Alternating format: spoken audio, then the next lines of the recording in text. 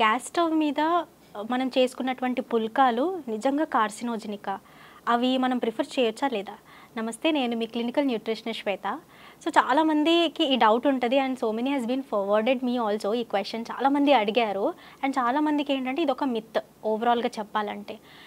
మనము ఏదైనా ఒక కార్బోహైడ్రేట్ ఫుడ్‌ని మనము వేడి చేసినప్పుడు లేదా అది కొంచెమైనా బర్న్ అయినప్పుడు అక్రిలమైడ్ అనే ఒక పదార్థం రిలీజ్ అవుతదనమాట.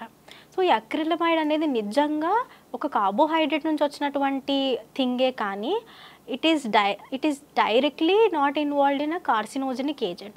సో ఓవరాల్‌గా చూసుకుంటే మీరు రోజుకి ఒక 25 చపాతీలు ఆర్ 50 చపాతీలు తిన్నా కూడా ఈ అక్రిలమైడ్ కంటెంట్ అనేది మీకు క్యాన్సర్ కారణం ఇచ్చేంత వరకైతే రాదు. సో హ్యాపీగా మీరు డైలీ యూసేజ్‌లో గ్యాస్ పైన వేసిందైనా, టవా పైన వేసినటువంటి ప్రోటీన్ అయినా మీరు ప్రిఫర్ చేయొచ్చు. మోర్ ఓవర్ మనకి ఇది ఎప్పుడు ఇంపాక్ట్ ఇస్తుంది అంటే మీ గట్ హెల్త్ సరిగ్గా లేనప్పుడు.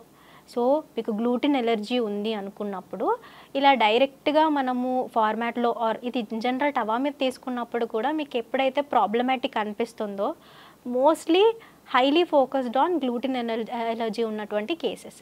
సో ఈ కండిషన్‌లో మాత్రమే మనము gut health issues, bloating issues లేదా అరుగుదల ప్రాబ్లమ్స్ ఇవన్నీ మనం గమనిస్తూ ఉంటాం.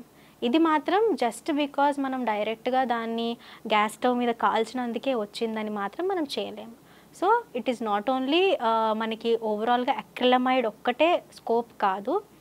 ఇన్ జనరల్‌గా మాత్రం కాంప్లెక్స్ కార్బోహైడ్రేట్స్ ఉంటాయి కాబట్టి, ఫైబర్ రిచ్ ఉంటది కాబట్టి హ్యాపీగా మనం దీన్ని పుల్కా ఫార్మాట్‌లో కానీ, రోటీ ఫార్మాట్‌లో కానీ ఆర్ చపాతీ, సో డిపెండింగ్ అపాన్ సైజ్, దాని షేప్ బేస్‌లో మనం ప్రిఫర్ చేసుకోవచ్చు.